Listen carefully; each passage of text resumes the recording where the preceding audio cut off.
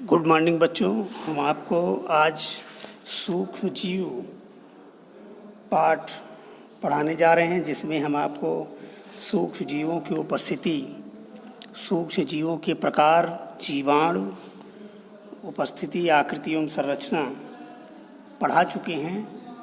आज हम आपको आकृति के आधार पर जीवाणु कितने प्रकार के होते हैं ये हम आपको बताएंगे।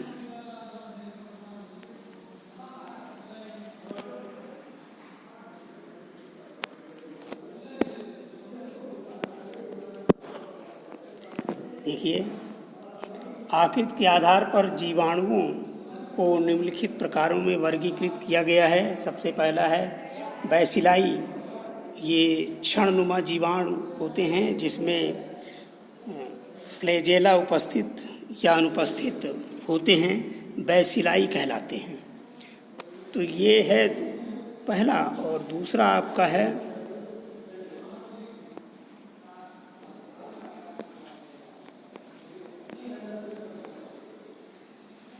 कोकाई। ये गोलाकार जीवाणु कोकाई कहलाते हैं।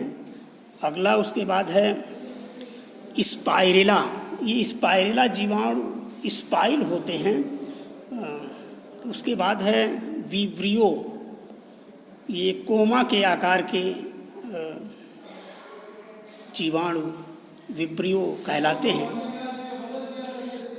जीवाणु लाभदायक जीवाणुओं के बारे में हम पढ़ेंगे कि लाभदायक जीवाणु कौन से हैं। लाभदायक जीवाणु मृत जीव जंतुओं के शरीर के अपघटन में सहायता करते हैं।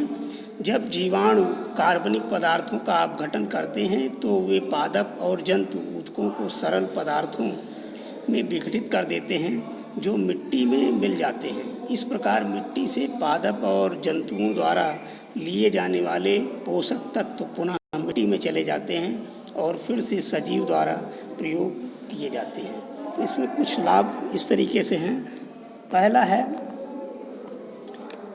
जीवाणु फल के रसों पर क्रिया करके उसे शराब में परिवर्तित करते हैं। अगला, जीवाणुओं का प्रयोग चाय, कॉफ़ी और कोका उत्पादन में होता है। जीवाणु चाय की पत्तियों के पकने में सहायता करते हैं, जिससे उसमें सुगंध आती है। अगला, दुग्ध उत्पाद जैसे दही, पनीर इत्यादि जीवाणु किण्वन के द्वारा ही बनते हैं। अगला, कुछ पौधों जैसे जूट आदि से रेशे उनके तने को कई दिनों तक जल में डुबोकर रखने के बाद प्राप्त किए जाते हैं। पानी में उत्पन्न जीवाणु इन रेशों पर क्रिया करके इन्हें तने से अलग कर देते हैं। अगला है राइजोबियम। जीवाणु लेग्यूमिन पौधों जैसे मटर, चना, मूंग यानी कि दलहन वाली फसलें की जड़ ग्रंथियों में पाया जाता है। ये जीवाणु वायुमंडलीय नाइट्रोजन को नाइट्रेट में बदल देता है। इस प्रक्रिया को नाइट्रोजन स्थिरीकरण कहते हैं। कुछ मुक्त जीवी जीवाणु जैसे एजोवेक्टर वायुमंडलीय नाइट्रोजन का स्थिरीकरण करते हैं। पौधे इन नाइट्रेट का उपयोग प्रोटीन संश्लेषण में करते हैं।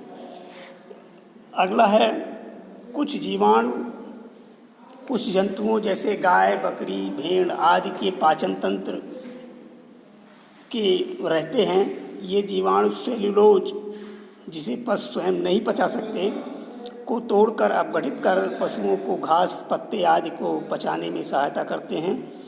अगला है